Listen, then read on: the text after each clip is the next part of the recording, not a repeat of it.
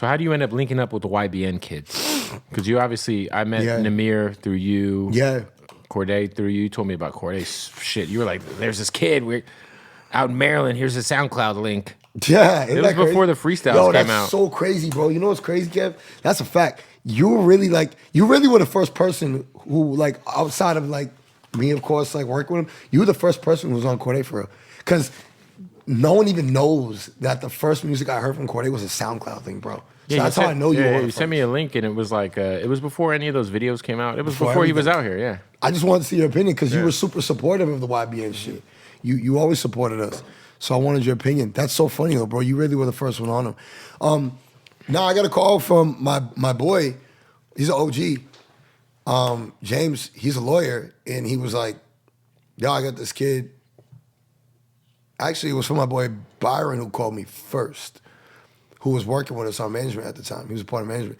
He's like, yo, me and James have this kid, YBN Nahmir, and he needs a manager. Like, he's about to be on the road, and he's leaving tomorrow. His mom was involved at first too, right? His mom was just always involved around. As a mom. Yeah. Not business. She's just like, right. That's her only child. She just like couldn't let him leave home.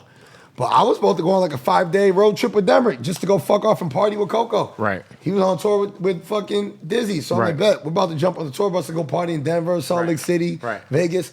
And I got that call. And I didn't even know who Nahmir was, bro. I was pretty much actually about to be done with the music industry. I was about to just stay on the brands side of shit in corporate. I was just tired of like hustling so much, bro. Yeah. And then I got that call. And he's like, yo, it's a California leg of a tour, and he needs someone to go out with him. I'm like, yo, I got plans though. I'm like about to just go fuck off. Like, and he's like, all right, well, I'm just telling you, like, this kid's doing 1 million views a day on YouTube right now for his first ever video. And whoever we put out there is probably gonna end up bonding with him, and that's gonna be like the solidified position. Right. So I was like, all right, give me 5 minutes. I hung up, was talking to Coco. I'm like, yo. Checked them out. Yeah, I checked them out, and I'm like, oh shit, like 8 million views in 9 days on this video. Was it running off the paint shit?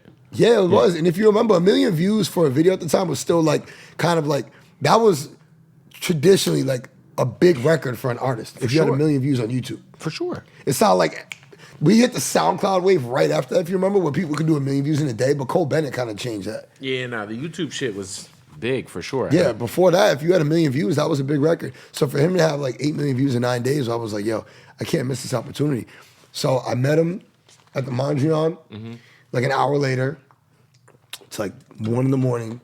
Found out that we didn't have a bus driver. It was a shitty van. I was gonna have to drive it. I had no license.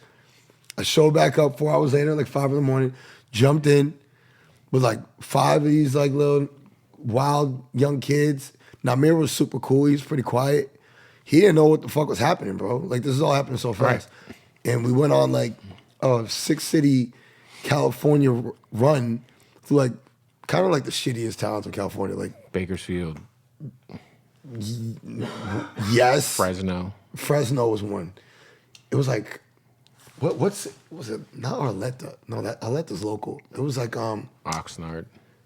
Nah, that's a pretty cool town to be. Modesto, Stockton. It was Stockton was one of them. No, Modesto was one of them. Yeah. And then it went way up into Humboldt County, bro, like where people don't even go.